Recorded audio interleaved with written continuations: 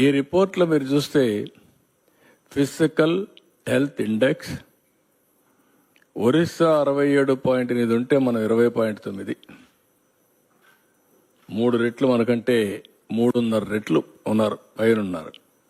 Then Chhattisgarh, then Goa, Jharkhand, Gujarat, Maharashtra, Uttar Pradesh, Telangana, Madhya Pradesh, Karnataka, Tamil Nadu, Rajasthan, Bihar, Haryana, Kerala, west Bengal, Andhra Pradesh. మన కింద ఒక్క పంజాబే ఉంది. బీమార్ స్టేట్ అని చెప్పుకున్నాడు మన వరకు బీహార్ని, ఆ స్టేట్ కూడా పైన ఉంది. ఇప్పుడు మనం కిందకు వచ్చేసాం. అంటే ఇప్పుడు ఇక్కడ చూస్తే డెట్ సస్టైనబుల్ 0, అప్పు తీసుకొని రీపే చేసే శక్తి లేదు. అందుకే ఎవరన్నా డబ్బులు ఇవ్వాలని ఇచ్చే పరిస్థితులు లేరు మనకు. అందుకే ఎఫ్ఆర్బిఎం కూడా లేదు. అంటే ఇంత దారుణంగా చేసి మళ్ళా ఫర్దర్గా ఇది 2022-23 అయితే మళ్ళా అప్పులు చేసేశారు. అందుకే ఎంఆర్ఓ ఆఫీసులు కూడా తాకట్టు పెట్టారు. ఎంఆర్ఓ ఆఫీసులు లేదంటే గవర్నమెంట్వి లిక్కర్ తాకట్టు పెట్టడం, ఎక్కడ దొరికితే అక్కడ తాకట్లు పెట్టి ఇష్టానుసారంగా చేసేశారు. ఇది క్లియర్గా నేను చెప్పింది కాదు, ఇది నీతి ఆయోగ్ చేసిన ఎక్సర్సైజ్. ఒక రాష్ట్రాని కోసం చేసిన పని కాదు. దేశ ఆర్థిక పరిస్థితిని అధ్యయనం చేసి రాబోయే రోజుల్లో దీన్ని ఏ విధంగా ముందుకు తీసుకుపోవాలో ఒక సజెస్టివ్గా అడ్వైజరీ బాడీ అయినటువంటి నీతి ఆయోగ్ తయారు చేసిన రిపోర్ట్ ఇది. ఇక్కడ మీరు చూస్తే 18 రాష్ట్రాల్లో 17 రాష్ట్రం మంది బాటం అన్నింటికంటే కిందన ఉన్నాం. ఫిస్కల్ డెఫిసిట్స్ చాలా ఎక్కువగా ఉన్నాయి. డెవలప్మెంట్ ఎక్స్పెండిచర్ 10% కూడా క్యాపిటల్ ఎక్స్పెండిచర్లో పెట్టలేదు. ఇది సినారియో. దెన్ నెక్స్ట్ ఇక్కడ మీరు చూసినప్పుడు 18-19 క్యాపిటల్ ఎక్స్పెండిచర్ బాగా తగ్గిపోయింది. Social services and economic services సెక్టర్లో 84.3%, 60.1% రెస్పెక్టివ్లీ అనే క్యూములేటివ్ బేసిస్లో ఉండాలి. 18లో ఉంది.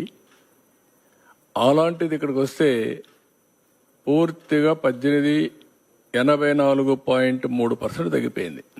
ఇది సోషల్ సర్వీసెస్లో. ఎకనామిక్ సర్వీసెస్లో 60.1% తగ్గిపోయింది.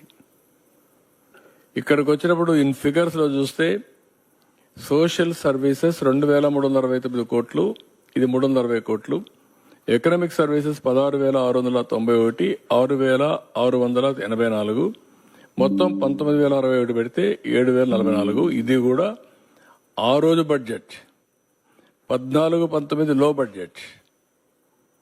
19-24 ఎక్కువ బారోయింగ్స్, ఆదాయం పెరగడం, బడ్జెట్ ఫిగర్స్ పెరగడం అన్నీ వస్తాయి. దాంట్లో కూడా తగ్గి పెట్టారు. ఇక డెవలప్మెంట్ ఎక్స్పెండిచర్ అంటే social and economic services.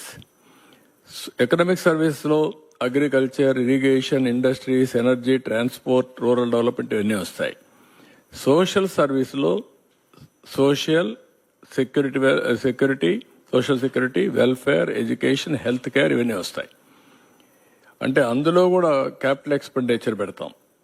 హెల్త్లో hospitals కడతాం, ఎడ్యుకేషన్లో స్కూల్ బిల్డింగ్స్ కడతాం, వెల్ఫేర్లో వచ్చే కొందికి సోషల్ వెల్ఫేర్ హాస్టల్స్ కడతాం.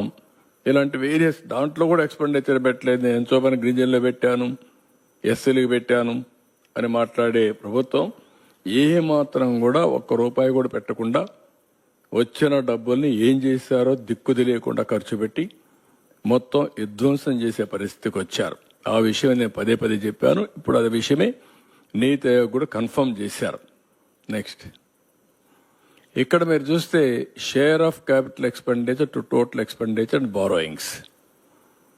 ఇది మనం చూసినప్పుడు మొత్తం budget estimates under capital expenditure చూస్తే 3.5%, capex was 3.5% of the total expenditure. ఇక్కడ బారోయింగ్స్ 67,985 కోట్లు చేస్తే పెట్టింది 7,244 కోట్లు. 7,244 కోట్లు. ఇక్కడికి వచ్చే కొందికి టోటల్ ఎక్స్పెండిచర్ 2,25,843 కోట్లు పెడితే 7,244. మీరు గుర్తుపెట్టుకోవాల్సింది అప్పు తెచ్చినప్పుడు దాంట్లో కనీసం కొంత డబ్బులైనా సరే 50% తిరిగి క్యాపిటల్ ఎక్స్పెండిచర్ పెట్టుంటే ఆదాయం పెరుగుతుంది. అప్పు తెచ్చి వడ్డీ కట్టి అప్పు తెచ్చి ఇష్టానుసారంగా జల్సాలు చేస్తే ఏ విధంగా ఆదాయం పెరుగుతుంది? ఆదాయం కూడా తగ్గిపోతుంది. ఇది ఒక విషయ సర్కిల్ తయారయ్యే పరిస్థితి.